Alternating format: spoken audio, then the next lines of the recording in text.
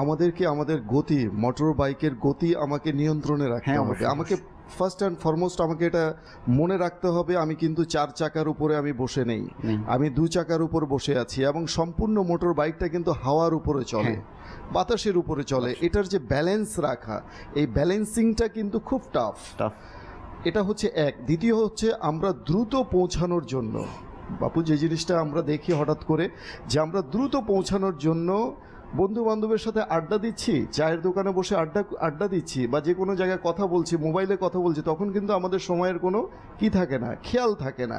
আড্ডার মধ্যে দিব্যি আমরা সময় পার করে দিচ্ছি। কিন্তু যখনই আমরা বাইকে বসে স্টার্ট করি বাইক, তখন মনে হয় যেন ঘড়ির কাঁটা আমাদেরকে তাড়িয়ে নিয়ে বেড়াচ্ছে যে কত তাড়াতাড়ি আমি পৌঁছবো। এই যে একটা সময়ের সাথে পাল্লা দিয়ে গাড়ি চালানো এবং দ্রুত গতিতে গাড়ি চালানো, হঠাৎ করে দেখা গেল একটা মানুষ চলে আসলো, সে ব্রেক করলো ঠিকই কিন্তু নিয়ন্ত্রণ করতে পারলো না।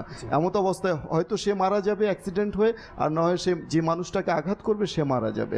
তো এই যে একটা মানে ধৈর্যের যে একটা বিষয় আছে এবং গতির যে নিয়ন্ত্রণের একটা বিষয় আছে, এগুলো অনেক কারণ আছে। বাইক অ্যাক্সিডেন্টের অনেক কারণ আছে।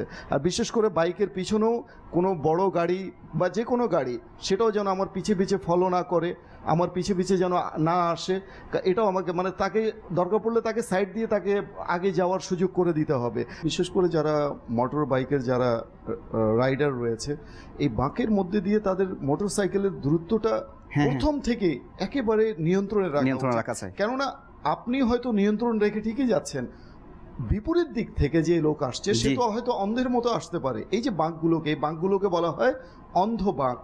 অর্থাৎ এই বাঁকগুলো এমন যে আপনার অভিমুখের যে ব্যক্তি বিপরীত দিক থেকে আসছে, আপনি কিন্তু তাকে একেবারেই দেখছেন না। ওই টার্নিং যখন বাঁকের মধ্যে হঠাৎ করে যাওয়া হয়, তখন কিন্তু দুটো গাড়ি হঠাৎ করেই সামনে চলে আসে। তো সেই জায়গায় খুবই সন্তর্পণে, খুব সচেতন হয়ে ওই জায়গায় আগে থেকে গাড়ি নিয়ন্ত্রণ করা উচিত। কেননা আবার ওখানে বিশেষ করে ঘটনা এমন ঘটে, বাঁকের মধ্যে এসে হঠাৎ করে কেউ যদি ব্রেক করতে চায়, এবং অনেক সময় মানুষ সচেতনতার অভাবে সামনের ব্রেকটা কষে বসে। সামনের ব্রেক, হাতের ব্রেক যখন কষে বসে, তার পিছের চাকাটা কিন্তু একদম 90 ডিগ্রি থেকে 160 ডিগ্রি কিন্তু গাড়িটা ঘুরে যায়, আর সম্পূর্ণ মানে ওইখানে দুর্ঘটনার একটা সম্ভাবনা থাকে। এই যে কখন কোথায় কিভাবে ব্রেক করব, তো এই জিনিসটা, এই জ্ঞানটাও থাকতে হবে। এই জ্ঞানটাও তো সেই প্রতিষ্ঠানে পাওয়া যেত, কিন্তু দেখা যাচ্ছে যে না, সে মোটরসাইকেল চালাতে পারছে, দিব্যি গাড়ি নিয়ে রাস্তার মধ্যে বের হয়ে গেল।